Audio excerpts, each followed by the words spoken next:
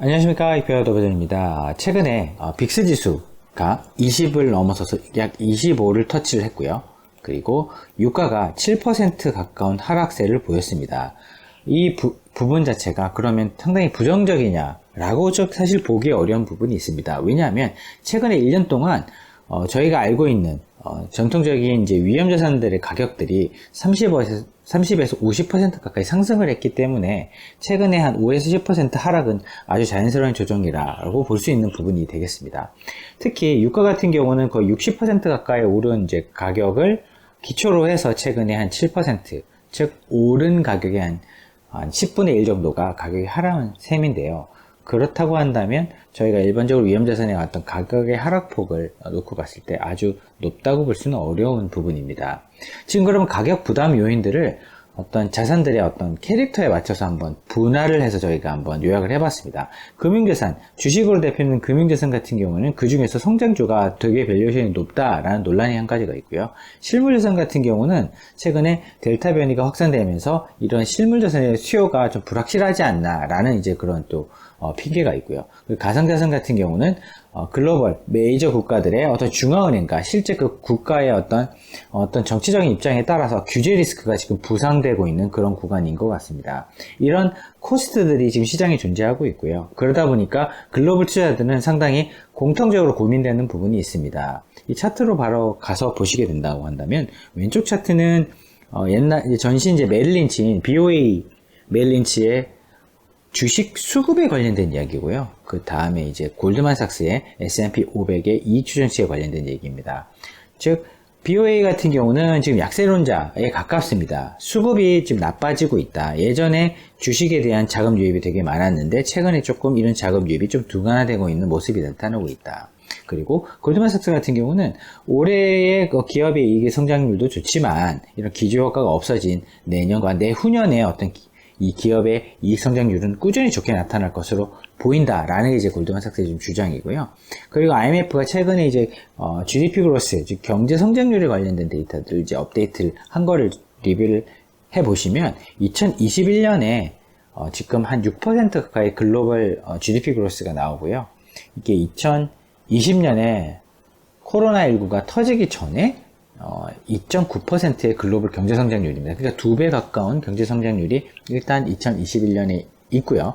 근데 2021년 같은 경우는 그 기저효과가 되게 강하지 않냐라는 이야기가 있을 수 있는데요. 2022년, 2023년에 약 3%에서 4%에 해당되는 경제성장률을 기록해서 기저효과 없이도 3% 이상의 경제성장률을 약 3년 동안 유지할 수 있겠다라는 지금 코멘트가 IMF에서도 지금 나오고 있습니다. 그럼 이러한 글로벌 투자자들의 어떤 공통적인 고민을 가지고 구체적으로 한번 보시면,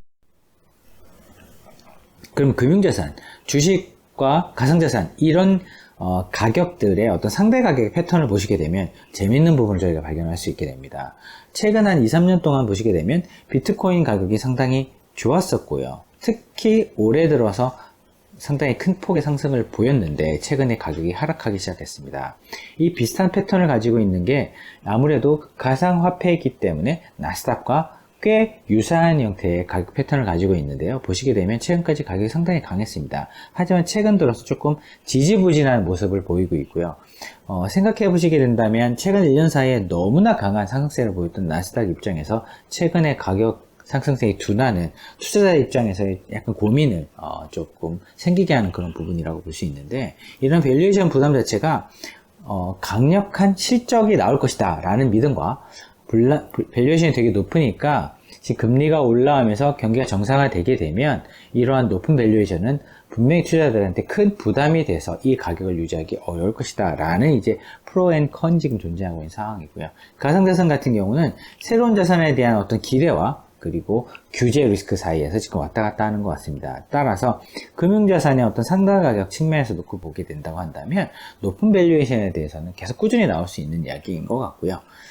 그리고 강력한 실적이라고 할 수 있는 부분조차도 만약에 경기가 본격적으로 회복돼서 사람들이 화폐를 실물 시장에서 쓰고 싶어하는 욕구가 커지게 된다고 한다면 이 역시도 약간의 퀘스천 마크를 가질 수도 있을 것 같습니다. 그럼 실물 시장으로 다시 연결해서 가보시게 된다면 실물 자산의 어떤 상대 가격 측면에서는 지금 그럼 매도해야 되느냐, 실물 자산에 대한 수요의 불확실성이 델타 변이로 왔으니까 매도해야 되냐라는 부분인데요. 현재 기준으로 보시게 되면 인플레이션에 대한 어떤 불확실성이 생겼고 이런 부담이 델타 변이로 인해서 오히려 증가했기 때문에 해소될 것이냐에 대한 물음표가 지금 있는 것도 사실입니다. 하지만 단기적으로 봤을 때는 새로운 국면에 적응하고 있는 과잉 유동성을 축소하고자 하는 중앙은행들의 어떤 양적 완화에 대한 반대 익스포저, 반대 액션이 지금 기대되고 있는 부분이고요. 반대로 생각하게 되면 경기 증작을 하기 위한 어떤 재정 정책이 또 집행되고 있는 그런 부분입니다. 즉 통화 정책에 있어서는 옛날에 비해서 유동성을 축소를 하고 실물의 어떤 경기를 살리기 위한 재정 정책은 올라가는 그런 형태의 어떤 단기적인 모습이 지금 기대되고 있습니다. 그러면 실물 경기가 나쁜 것인가? 꼭 그렇지는 않습니다. 왜냐하면 재정 정책을 통해서 실물 경제가 돌아갈 수 있도록 돈을 직접 투입을 하는 재정 정책이 실행되는 것이기 때문에 유동성이 어느 정도 축소된다 하더라도 실질 경제 성장률, 실질 금리가 상승할 수 있다고 하는 투자자들의 어떤 동의가 나오는 데까지 시간이 좀 소요되는 것 뿐이지 실질적으로 재정 집행을 통해서 경제가 또 올라갈 수 있는 경기가 지속적으로 상승할 수 있는 그런 모멘텀을 제공할 가능성이 높다. 그러면 결국 장기적으로 봤을 때는 경제 정상화로 통해서 실물 수요가 회복되는 것은 어떤 시간의 문제가 될 수밖에 없습니다. 왜냐하면 재정 정책을 통해서 꾸준히 그리고 역대급으로 큰 그 세계제 2차 세계대전 이후에 가장 큰 규모의 지금 재정 정책이 미국에서도 실행되고 있고 유럽이나 다른 선진국들도 이런 것들 준비하고 있기 때문에 보시게 된다고 한다면 최근에 한 2, 3년 동안의 성과를 보시게 되면은 이렇게 음영으로 표시된 영역으로 표시된 S&P 500의 수익률 자체가 꾸준히 올라온 거에 비해서 실물 수요는 보시면 금 같은 경우는 약간 이제 안전자산이다 보니까 금리가 조금 상승하는 구간에서 좀 떨어지는 그런 패턴을 보이고 있고요. 유가 같은 경우 오히려 마이너스를 냈다가 최근에 와서 그 성과를 회복되는 구간인데 아직 금보다도 좋은 성과를 내지는 못했습니다. 경기가 회복되는 국면이라고 사람들이 100% 동의하지 않기 때문인 것 같습니다. 따라서 시간의 문제가 해결된다고 한다면 진짜로 회복이 된다라고 하기에 S&P 500 주가도 오를 것이지만 이런 실물 경기를 대표하는 유가 역시도 강세를 보일 가능성이 높고요. 금 가격 같은 경우는 금리가 진정되게 되면 인플레이션 효과로 약간 상승하게 될 가능성이 있고 오히려 금리가 조금 강한 상승세를 보인다라고 한다면 금 가격은 횡보를 하거나 약간 약세를 보일 가능성이 있습니다. 왜냐하면 안전자산 축에 속하기 때문에 아무래도 실질 금리가 올라오거나 이런 구간에서는 금의 퍼포먼스가 역사적으로 조금 부진한 경향을 보여왔기 때문입니다. 따라서 저희는 지금 실물 자산을 지금 매도해야 되는 국면이냐 그거에 대해서는 저희는 아직 의문점을 가지고 있고요. 금융자산 중에서는 높은 가격에 대한 부담이 있는 자산은 어느 정도 매도를 하는 것이 맞겠다라고 저희는 생각하고 있습니다. 실제 저희가 자산 배분, 글로벌 자산관리 솔루션 펀드의 어떤 포트폴리오를 구성하는 데 있어서 저희 지금 의견은 아직 실물 자산을 팔아서는 오히려 기회비용이 커지는 구간이다. 현재 지금 가격의 하락이라는 것이 최근 1년 동안 보였던 성과의 한 10분의 1 정도 하락이 나온 것이기 때문에 그런 불확실성에 대한 반작용인 거지 실물 경기가 죽었다고 보기에는 아직 너무 이르다.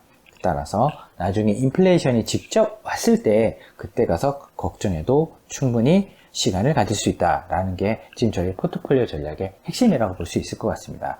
하지만 저희는 지금 포트폴리오 상의 유동성을 꽤 높은 비중으로 약 20% 가까이 확보를 하고 있고요. 채권을 제외한 실제 현금 유동성이 거의 20%에 육박을 하고 있기 때문에 가격의 어떤 하락을 통한 이런 위험자산 가격을 좀 싸게 살 수 있는 기회가 온다고 한다면 저희는 적극적으로 그런 계량적인 백그라운드를 베이스로 해서 리서치를 함과 동시에 그런 자산 가격의 포텐셜을 확인해 보게 된다고 한다면 이 자산이 저평가되어 있다, 고평가되어 있다에 대한 힌트를 통해서 저희의 어떤 유동성에 대한 부분을 좀 적극 활용을 해서 실질적으로 이런 위험자산을 싸게 살 수 있는 기회를 잘 활용할 계획입니다. 저희가 만약에 이런 부분에 대해서 의견이 또 바뀌게 된다고 한다면 이런 짧은 리포트를 통해서 공유 드리도록 하겠습니다. 감사합니다.